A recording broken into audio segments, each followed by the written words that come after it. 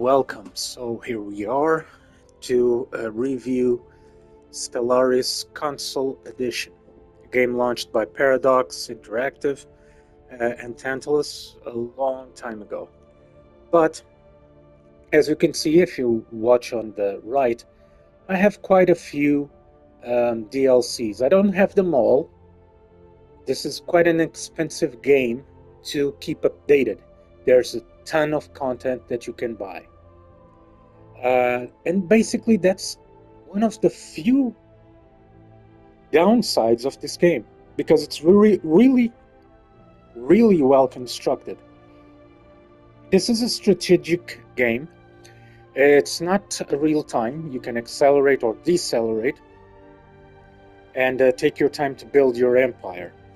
I've already an empire being built.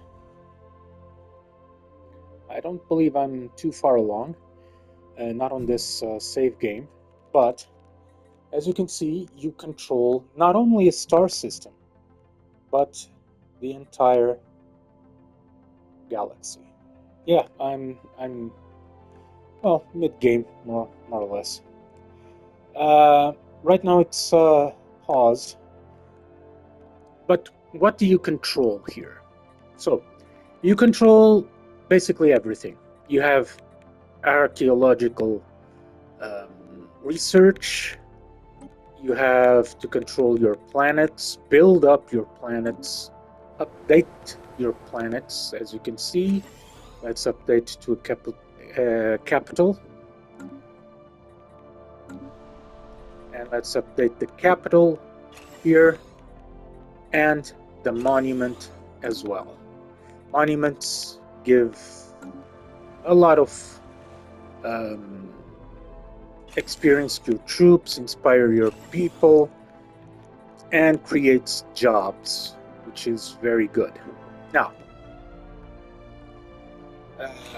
as you can see, there's tons of types of planets.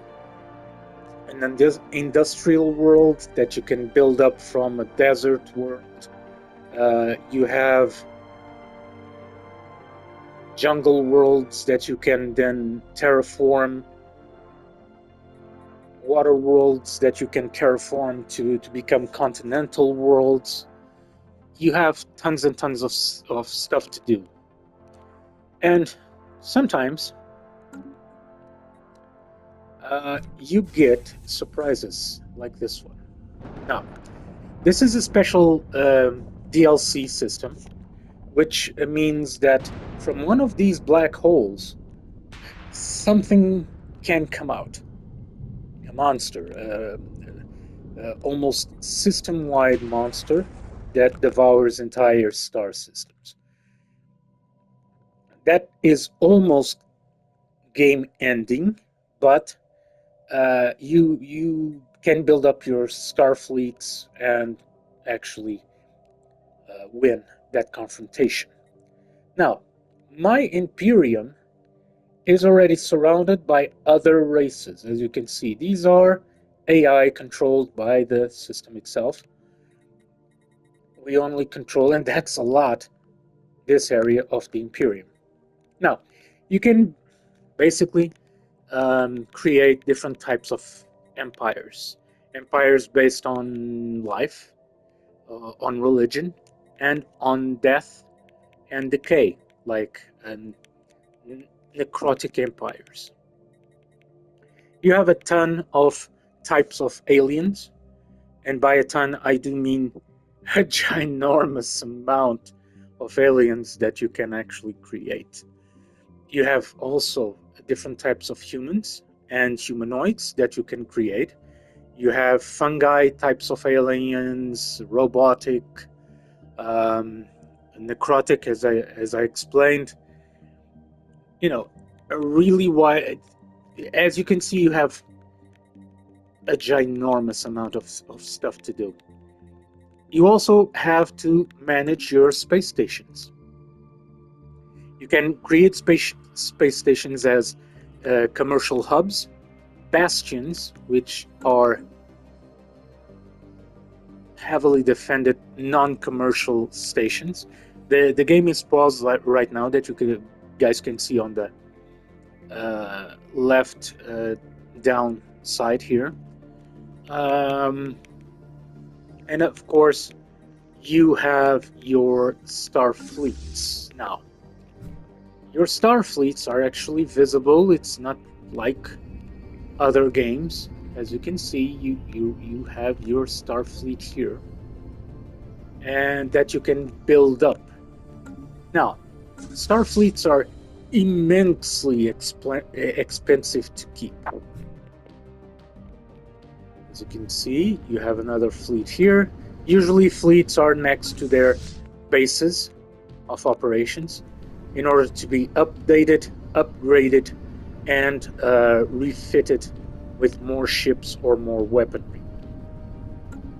As you can see, I have quite a few. Some of them, as you might see here, they're fleets that they're not very big, but tremendously powerful because they're filled with cruisers, dreadnoughts, and Titan ships. Also, you have civilian craft, which are building ships. You have one here that is actually building a space station, as you can see here. And you have scientific craft that handle the research projects sometimes, and scout other star systems and their resources so you can conquer them or simply colonize them. They can also handle the excavations. Now, one of the downsides of this game is actually the armies. You don't get to see the armies. As you can see, this is an army fleet. All of these are carrying soldiers. And that's about what you see. You don't get to see fightings, battles on the ground. Not at all. You see battles happening by flashes of explosions all over the planet, and then the end result. Either you conquer the planet, or you fail, or you get bogged down on an endless conflict that will cost millions of lives. Not very good for your empire to be dragged into a quagmire. Then we have the gates. Gates are extremely powerful structures that you need to acquire, because they can travel to systems all along the galaxy and also beyond the galaxy.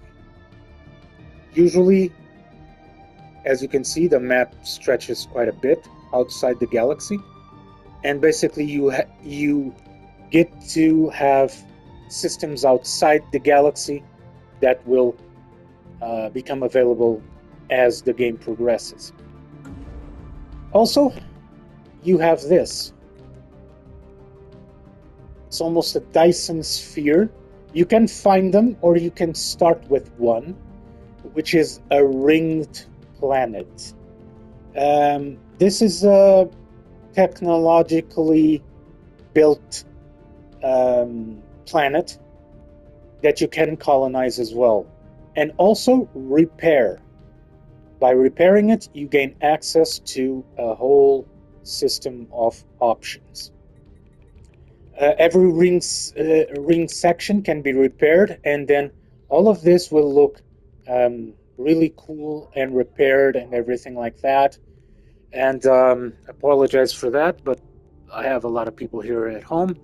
And of course, the energy levels of this system will be astronomical because it's almost like a Dyson sphere. So, you have political factions that either they gain your support, or you really hate them and you do everything to keep them down. Here, you have the government. So you have an empress, or president or whatever you want, and you have your heads of state, like research chief and minister of defense. You have the contacts, which are other imperiums, other empires. You have mission, like a mission log. You have research and technology that you can research, as part of projects. Each of them opens more projects. You have a report of every general, admiral, and empress and scientist. You have the market that you can buy resources. Mind you that you can only buy resources that are fairly common. Really uncommon resources you cannot buy. This is a really technical type of report of who is providing the most resources. You can promote them or push them down on the ladder for excellency by actually, as you can see, some of them don't produce what they should, and you can keep them down. Then you have managing of the fleet. You can create new fleets and actually create your own types of ships. As you can see here, we have corvettes, destroyers, which basically are a fancier type of corvette, but a little bit more powerful. You have cruisers, which are really what you need to have, loads of them, with hangars and fighter squadrons. You have dreadnoughts. These are the vanguard. You really need their firepower. You have defense platforms, and later on you'll have Titan type ships and even Juggernaut type of ships that are almost the size of planets and basically act as mobile bases for your fleet to repair itself and not having to return to base to pick up resources or troops or whatever. You can produce them on the Juggernaut, especially if you have the cloning facilities. That will be very useful because you can actually clone an entire army on the Juggernaut. So music-wise, really cool music, very neutral, not very ostentatious or ambitious, but it serves its purpose. In terms of sound effects, really cool, nice, not too ostentatious as well, not very ambitious, but it, as I said, serves its purpose.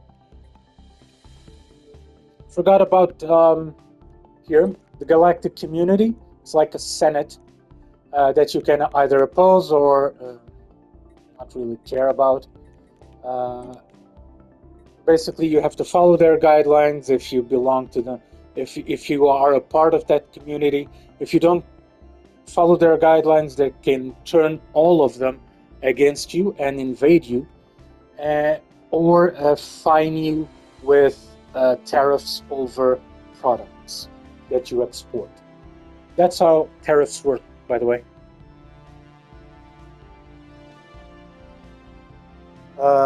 Well, real tariffs on this game work like that. On real life, it's quite the opposite. Whoever creates the tariffs pays for them. So that's Donald Trump for you. Anyways, you have war. If you have a war going on, you have to control the war, see how many star systems you controlled or took from your enemy. Also, you can manage how the populace is supporting your war efforts. This is very important because you need their support, because you need to create the armies and you need the people for crewing your starships. If you fail to do that, yeah, the war is going to go south really, really fast. So, final grade of this game. Speaking of graphics and everything else, graphics they're very good for a strategic game. You have tons and tons of types of graphics. As you can see, you have the black hole systems, you have normal systems, magnetar systems like this one. You know, really cool visual effects. Sound, as I said, serves its purpose, not very ambitious. The music as well. Now, gameplay is tremendous in this game. Really, really on point, really, really good. And graphics-wise, also very good, as I said. The strong point being absolutely the gameplay, the tremendous amount of content. And that's also its Achilles heel. As you saw at the beginning, you have a tremendous amount of DLCs. My advice is get them while they're in promotion, because if you don't, the smaller DLCs, they're really cool, they're cheap to buy, they're €9 or something like that. But the really big updates with tons and tons of content that really reshapes the game, those are very, very expensive, okay? They're like €20 plus. So guys, be mindful of that when you get into this game. This game really deserves your money, really deserves the investment and the time if you are into this type of video game. So, final grade, guys, I'm going to give this game a very, very, very solid 10. Finally, this year, the first 10. Why? Because although the music and the sound are up to snuff, but not really ambitious, they serve its purpose. They keep you awake at the more quieter part of the game. But even the quieter part, you need to be concerned with politics. You need to be concerned with commerce. You need to be concerned with research. It's not only about war, confrontation, and humongous battles. You'll get them, believe me, you'll get them, but be mindful that you need to really be prepared for them. This is not a very straightforward game that you can actually pick up and go to a battle and win the battle. No, you're gonna lose, and you're gonna lose badly. Because certain of these empires, they have technology way ahead of yours, okay? You really need to be very, very careful and invest in commerce, invest in research, keep your fleets updated, and your troops well fed and updated as well. With all of that, you can actually make a very successful campaign against your enemies. Without it, you're going to lose badly. So, be mindful. It's not a very straightforward game, but it really deserves your attention, really deserves the time and the money of investment, okay? So, 10 out of 10, guys, get it. Usually you can find it in promotion on the PSN, also on Steam. This serves as the PC review as well, because it's really, really similar. Only the controls change. You use the mouse on the game. On the PC, you use the controller here. But as for a strategic game, the controller is really easy to learn, okay? So, 10 out of 10. Grab the game, buy it, and enjoy it. I'll see you all next week for the Portuguese version of this review. Until then, play on.